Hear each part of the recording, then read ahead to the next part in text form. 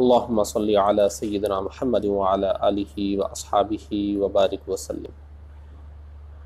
دینیات course یعنی فرد علوم کورس میں چوتھا سبجیکٹ سیرت کا ہے، جس میں سب سے پہلے ہم ہمارے پیارے آقا احمد مجتبیٰ محمد مصطفیٰ صلی اللہ تعالی علیہ وآلہ وسلم کی سیرت طیبہ پڑھ رہے ہیں۔ حضور کی سیرت جاننے کے لیے علامہ عبد المصطفیٰ اعظمی رحمۃ اللہ علیہ کی کتاب سیرت مصطفیٰ پڑھ رہے ہیں۔ صفحہ نمبر 54 ہے، مکتبہ امام اعظم دہلی سے چھپی ہے یہ۔ باب نمبر 2، ایک باب ہو چکا ہے، یہ دوسرا باب شروع ہو رہا ہے۔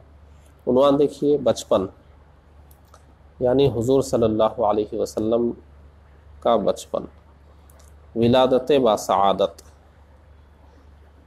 حضور اقدس صلی اللہ تعالی علیہ وسلم کی تاریخ پیدائش میں اختلاف ہے،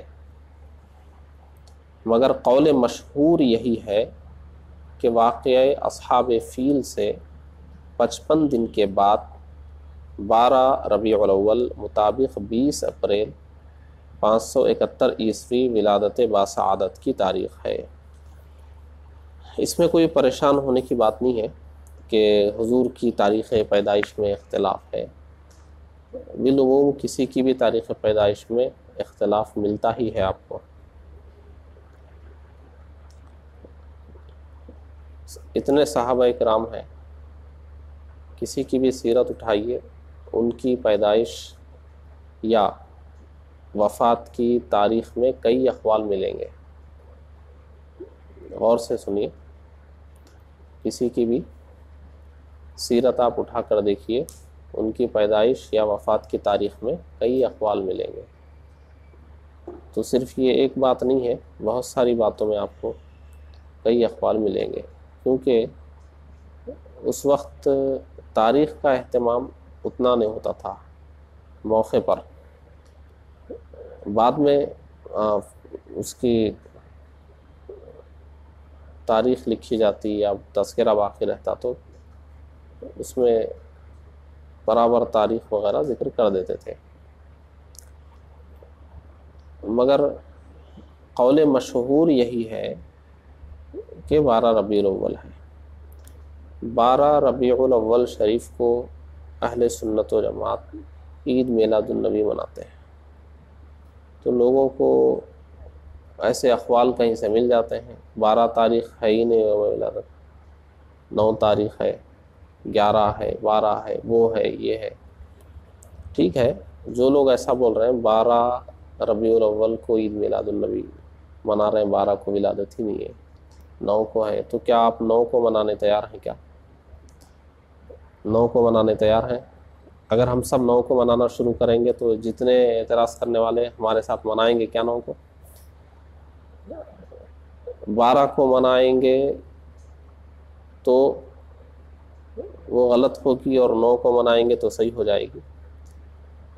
جب ان کو اس عید میلاد النبی سے ہی اختلاف ہے تو اب اس سے کیا فرق پڑتا ہے ان کو کہ ہم 9 کو مناتے ہیں یا 12 کو مناتے ہیں؟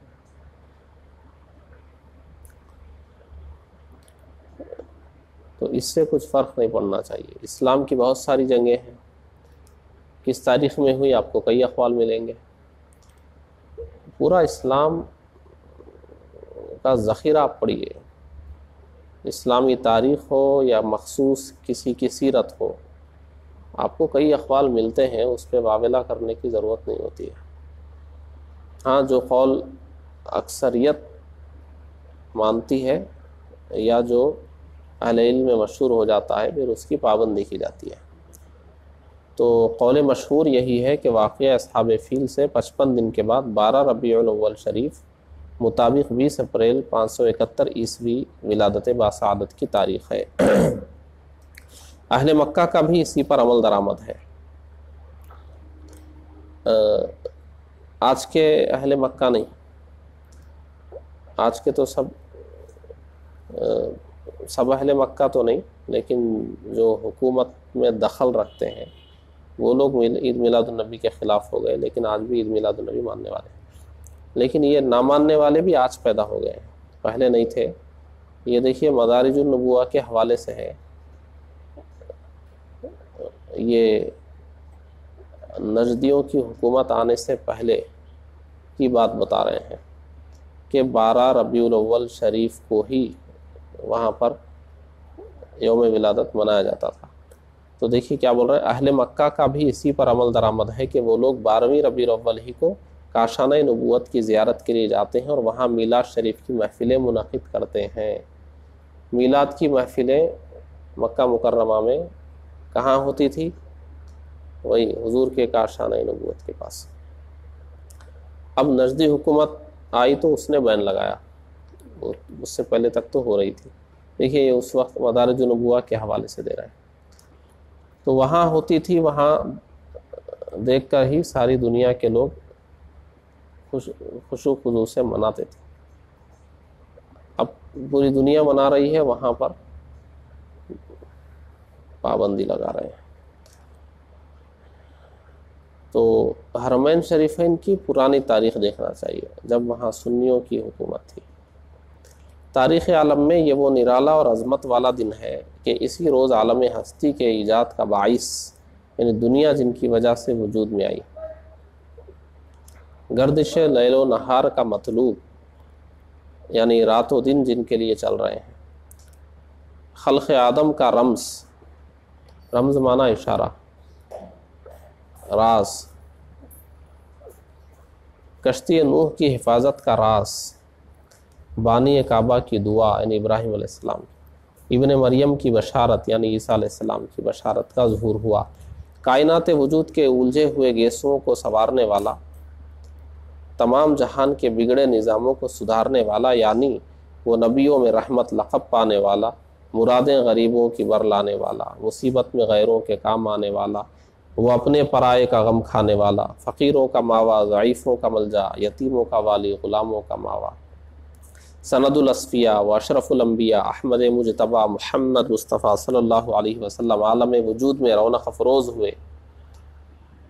عالم وجود یہی دنیا کو کہتے ہیں، رونق افروز ہوئے، تشریف لائے، اور پاکیزہ بدن ولادت ہوئی تو بدن بالکل صاف تھا، عام انسانوں کی طرح اسے پیدا ہونے کے بعد پوچھنے کی ضرورت نہیں تھی جسم اطہر کو، پاکیزہ بدن کے ساتھ، ناف بریدہ، ناف کٹی ہوئی تھی، پیدا ہونے والے بچوں کو ناف کاٹنا پڑتا ہے نا وہاں پر، ناف بریدہ، ختنہ کیے ہوئے، خوشبو میں بسے ہوئے تھے۔ جب حضور پیدا ہوئے تو خوشبو میں بسے ہوئے تھے، بحالت سجدہ، پیدا ہوتے ہی حضور نے سجدہ فرمایا۔ مکہ مکرمہ کی مقدس سرزمین میں اپنے والد ماجد کے مکان کے اندر پیدا ہوئے۔ کون پیدا ہوتا ہے اس طرح؟ دیکھیے باپ کہاں تھے جو بلائے جاتے؟ وصال ہو گیا تھا نا پہلے ہی، حضور کی پیدائش سے پہلے ہی والد ماجد کا وصال ہو گیا تھا نا، پڑھے ہوں گے نا سمر کیمپ میں، آپ بھی یاد ہے، بھول گئے؟ چلیے، باپ کہاں تھے جو بلائے جاتے اور اپنے نونہال کو دیکھ کر نہال ہوتے؟ وہ تو پہلے ہی وفات پا چکے تھے۔ دادا بلائے گئے، حضرت عبد المطلب دادا بلائے گئے جو اس وقت طواف کعبہ میں مشغول تھے۔ کون تھے حضور کے دادا جان؟ حضرت عبد المطلب۔ یہ خوشخبری سن کر دادا عبد المطلب خوش حرم کعبہ سے اپنے گھر آئے اور والہانہ جوش محبت میں اپنے پوتے کو کلیجے سے لگا لیا، پھر کعبے میں لے جا کر خیر و برکت کی دعا مانگی اور محمد نام رکھا۔ حضور سے پہلے کسی کا بھی نام محمد نہیں تھا۔ آپ کے چچا حضور سے پہلے کسی کا نام محمد نہیں تھا، اور حضور کے بعد کسی کا ہے تو حضور کے ہی نام پر ہے، حضور کے ہی نام پر ہے۔ حضور کا نام محمد ہے، اسی لیے بعد کے لوگوں کا نام بھی محمد ہے، اور پہلے تو کسی کا تھا نہیں۔ تو دیکھیے آپ کے چچا ابو لہب کی باندی سویبہ خوشی میں دوڑتی ہوئی گئی اور ابو لہب کو بھتیجا پیدا ہونے کی خوشخبری دی، تو اس نے اس خوشی میں شہادت کی انگلی کے اشارے سے سویبہ کو آزاد کر دیا۔ انگلی کے اشارے سے جاؤ. جس کا ثمرہ یعنی جس کا پھل، اس کا بدلہ کیا ملا؟ ابو لہب کو یہ ملا کہ اس کی موت کے بعد اس کے گھر والوں نے اس کو خواب میں دیکھا اور حال پوچھا تو اس نے اپنی انگلی اٹھا کر یہ کہا کہ تم لوگوں سے جدا ہونے کے بعد مجھے کچھ کھانے پینے کو نہیں ملا بجز اس کے کہ سویبہ کو آزاد کرنے کے سبب سے اس انگلی کے ذریعے کچھ پانی پلا دیا جاتا ہوں. کافر ہے جس کی مذمت میں قرآن میں ایک سورت نازل ہوئی ہے، سورہ تبت یدا، مگر حضور کی خوشی میں جس انگلی سے اشارہ کیا تھا اس انگلی سے بھی پانی آ رہا ہے. تو یہ کافر کا حال ہے. تو جو ایمان والا حضور کی ولادت کی خوشی میں جھوم رہا ہے، اگر ہاتھوں کو بلند کر رہا ہے، خوشی منا رہا ہے، تو پھر اس کو کیا بدلہ نہیں ملے گا. دیکھیے اس موقع پر حضرت شیخ عبدالحق محدث دہلوی علیہ الرحمہ نے ایک بہت ہی فکر انگیز اور بصیرت افروز بات تحریر فرمائی ہے جو اہل محبت کے لیے نہایت ہی لذت بخش ہے. یعنی اہل محبت سنیں گے تو مزہ آ جائے گا، لذت بخش ہے. وہ لکھتے ہیں کہ اس جگہ میلاد کرنے والوں کے لیے ایک سند ہے. یعنی یہ جو واقعہ ہے نا ابو لہب کا، انگلی کے اشارے سے آزاد کیا خوشی میں، تو پھر مرنے کے بعد پانی نکل رہا ہے اور اس کو پی کر وہ راحت محسوس کر رہا ہے. تو دیکھیے کیا ہو رہا ہے. اس جگہ میلاد کرنے والوں کے لیے ایک سند ہے. یہاں حضرت صلی اللہ علیہ وسلم کی شب ولادت میں خوشی مناتے ہیں اور اپنا مال خرچ کرتے ہیں. مطلب یہ ہے کہ جب ابو لہب کو جو کافر تھا اور اس کی مذمت میں قرآن نازل ہوا، حضرت صلی اللہ علیہ وسلم کی ولادت پر خوشی منانے اور باندی کا دودھ خرچ کرنے پر جزا دی گئی، تو اس مسلمان کا کیا حال ہوگا جو حضرت صلی اللہ علیہ وسلم کی محبت میں سرشار ہو کر خوشی مناتا ہے اور اپنا مال خرچ کرتا ہے. یہ کون فرما رہے ہیں؟ شیخ عبدالحق محدث دہلوی رحمۃ اللہ علیہ، ہندوستان کے امام ہیں، علم حدیث کے امام ہیں، سب کو مسلم ہے شخصیت. شیخ عبدالحق محدث دہلوی رحمۃ اللہ علیہ فرما رہے ہیں میلاد شریف منانے میں. مولد النبی دیکھیے، جس مقدس مکان میں حضور اقدس صلی اللہ علیہ وسلم کی ولادت ہوئی، تاریخ اسلام میں اس مقام کا نام مولد النبی، نبی کی پیدائش کی جگہ ہے. مسلمانوں نے وہ جگہ محفوظ رکھی تھی کہ یہ جگہ ہے جہاں ہمارے سرکار پیدا ہوئے. سلاطین اسلام نے یہ بہت ہی متبرک مقام ہے، بہت ہی بابرکت مقام ہے. کون تشریف لائے وہاں؟ نبیوں کے سردار تشریف لائے. کتنی برکت والی جگہ ہے.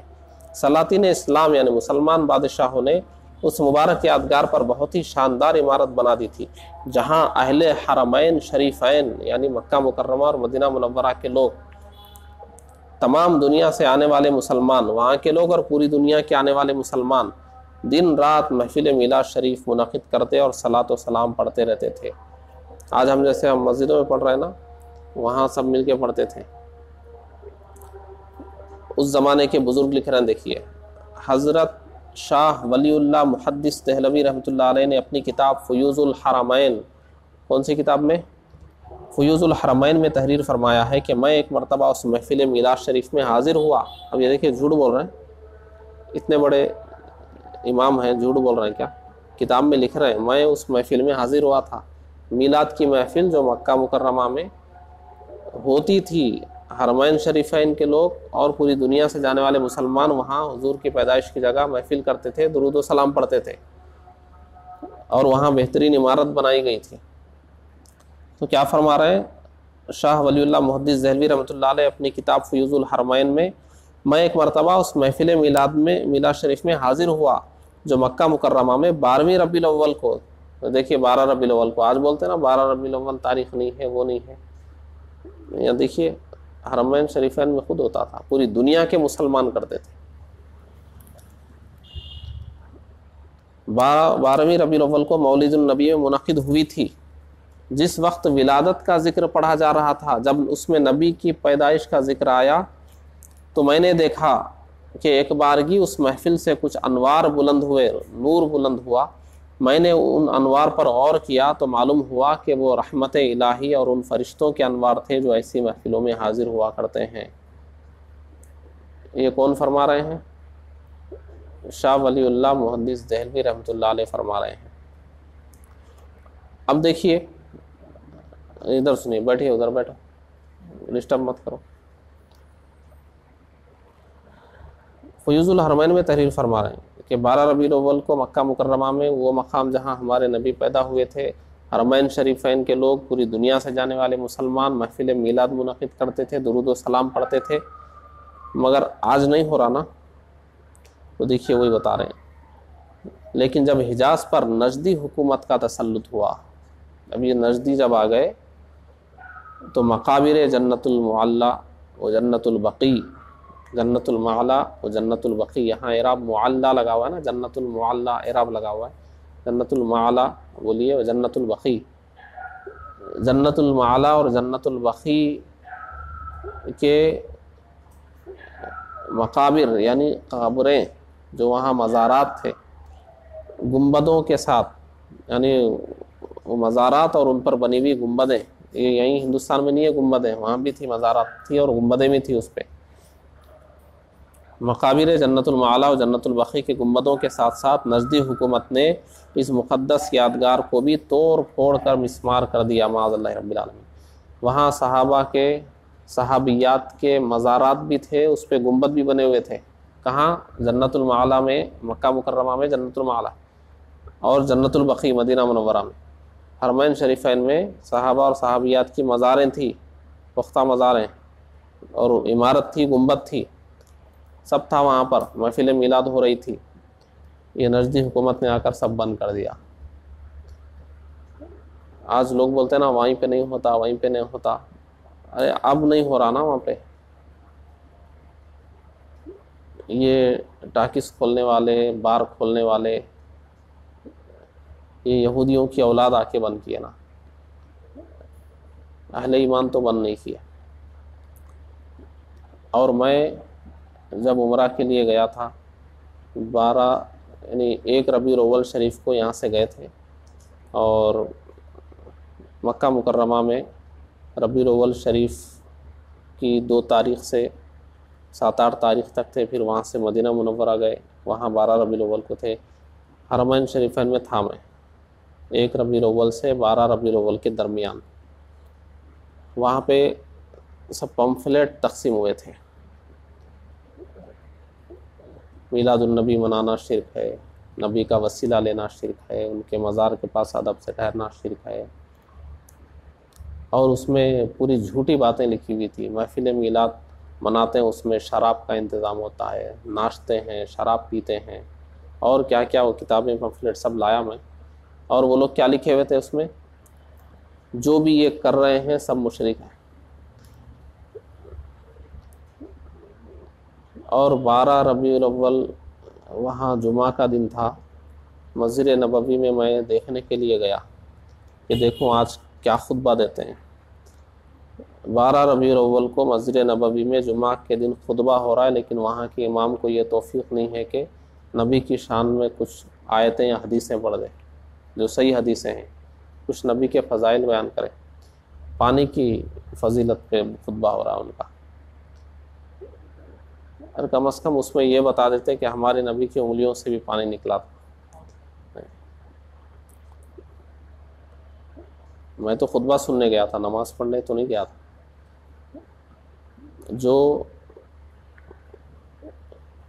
جو لوگ ہم کو مشرک بولتے ہیں، ہم کو مسلمان ہی نہیں سمجھتے، ان کے پیچھے ہماری نماز کیسے ہوگی؟ بھائی وہ لوگ وسیلہ لینے کو شرک بولتے ہیں، حضور کے روضے کی تعظیم کے لیے وہاں ہاتھ باندھ کر کھڑے ہوئے اس کو شرک بولتے ہیں، علم غیب ماننے کو شرک بولتے ہیں، اختیارات مصطفیٰ کو شرک بولتے ہیں، درود و سلام کو بدعت بولتے ہیں، میلاد النبی کو بدعت بولتے ہیں، اور ہم یہ سب ہمارے ایمان کا حصہ ہے، ہم کرتے ہیں۔ یہ کرنے والے کو وہ لوگ مشرک بول رہے ہیں، ہم یہ سب کر رہے ہیں، تو یہ کرنے والا ان کے پیچھے نماز کیسے پڑھے گا؟ وہ تو باضابطہ حرم میں بانٹ رہے ہیں کہ یہ مشرک ہیں ایسا کرنے والے، تو جب ہم ان کے حساب سے مشرک ہوئے تو ہماری نماز کیسے ہوگی ان کے پیچھے؟ تو یہ ہماری سمجھ میں آیا نہیں کہ آخر جو ہم کو مشرک سمجھ رہا ہو اس کے پیچھے ہم نماز کیسا پڑھیں؟ ہم نماز پڑھائیں تو وہ نہیں پڑھیں گے، ہم نماز پڑھائیں تو وہ نہیں پڑھیں گے، ہم تو نماز پڑھنے کے بھی اہل نہیں ہیں ان کی نظر میں، امامت تو دور کی بات ہے۔ آج لوگ بولتے ہیں نا اتنے بڑے عالم دین ہیں مگر وہ امام کعبہ کے پیچھے نماز نہیں پڑھ رہے، تو آپ امام کعبہ سے پوچھئے ان کے پیچھے نماز پڑھنے تیار ہیں کیا؟ امام کعبہ تو ان کو مشرک سمجھ رہے ہیں، اگر یہ امام کعبہ بن گئے تو اب جو امام کعبہ ہے وہ نہیں پڑھیں گے ان کے پیچھے۔ تو یہ لوگ جاہل لوگوں کو، ناواقف لوگوں کو بس بہکا دیتے ہیں، حرمین شریفین کے امام ہیں، لیکن یہ بھی بولیے ساتھ میں کہ ان کی نظر میں آپ مشرک ہیں۔ تو جو آپ کو مشرک سمجھ رہے ہیں، آپ کو ایمان والا ہی نہیں سمجھ رہے ہیں، آپ ان کے پیچھے نماز پڑھ رہے ہیں، اپنی ہوگی آپ کی نماز تو اور کرنے کی بات ہے۔ بولو تو لوگ بولتے ہیں تشدد ہے، شدت پسندی ہے، شدت پسندی ہماری نہیں ان کی ہے، جو وسیلہ لینے والے کو کافر بول رہا ہے، مشرک بول رہا ہے، نبی کی تعظیم کرنے والے کو مشرک بول رہا ہے، میلاد النبی منانے والے کو مشرک بول رہے ہیں، وہ حقیقت میں وہ لوگ شدت پسند ہیں، اور لوگ ہم لوگوں کو شدت پسند بولتے ہیں۔ نبی کے روضے پہ جا کے کھڑے ہونا ہے نا ہاتھ باندھ کے، تو ایسوں کے پیچھے ہاتھ باندھ کے کھڑے ہوں گے، پھر نبی کے روضے پہ جا کے ہاتھ باندھ کے کھڑے ہوں گے، کہیں ایک جگہ کھڑے ہوئیے، دو جگہ کیوں کھڑے ہو رہے ہیں؟ کہیں ایک جگہ کھڑے ہوئیے۔ جو نبی کے روضے پہ ہاتھ باندھ کر کھڑے ہونے کو شرک بول رہا ہے، یا تو اس کے پیچھے کھڑے ہوئیے نماز میں، یا نہیں تو روضے رسول پہ کھڑے ہوئیے، دونوں جگہ کھڑے ہونے کا کوئی معاملہ ہی نہیں ہے۔ چلیے بہرحال کبھی تفصیل سے بات کریں گے۔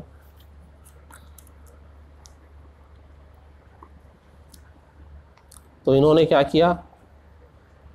مزارات کو بھی توڑ دیا، گنبدوں کو بھی توڑ دیا۔ نجدی حکومت آنے کے بعد اب توڑنے کے بعد پوچھ رہے ہیں وہی نہیں ہے، کہاں ہے بتاؤ؟ توڑ کے پوچھتے ہیں کیا بتاؤ؟ باقی رکھ کے تو معلوم ہوتا تھا نا، تو توڑ دی، اب کہاں ہے بتاؤ بول رہے ہیں۔ چوری نہیں ہے، صاف صاف چوری ہے، اور برسوں یہ مبارک مقام ویران پڑا رہا معاذ اللہ۔ دیکھ رہے ہیں جو قوم اپنے نبی کی پیدائش کی جگہ کو ہی دیکھیے ویران پڑا رہا۔ مگر میں جب جون 1959 عیسوی میں اس مرکز خیر و برکت کی زیارت کے لیے حاضر ہوا تو میں نے اس جگہ ایک چھوٹی سی بلڈنگ دیکھی جو مقفل تھی۔ بعض عربوں نے بتایا کہ اب اس بلڈنگ میں ایک مختصر سی لائبریری اور ایک چھوٹا سا مکتب ہے، اب اس جگہ نہ میلاد شریف ہو سکتا ہے، نہ صلاۃ و سلام پڑھنے کی اجازت ہے۔ میں نے اپنے ساتھیوں کے ساتھ بلڈنگ سے کچھ دور کھڑے ہو کر چپکے صلاۃ و سلام پڑھا، اور مجھ پر ایسی رقت طاری ہوئی کہ کچھ دیر تک روتا رہا۔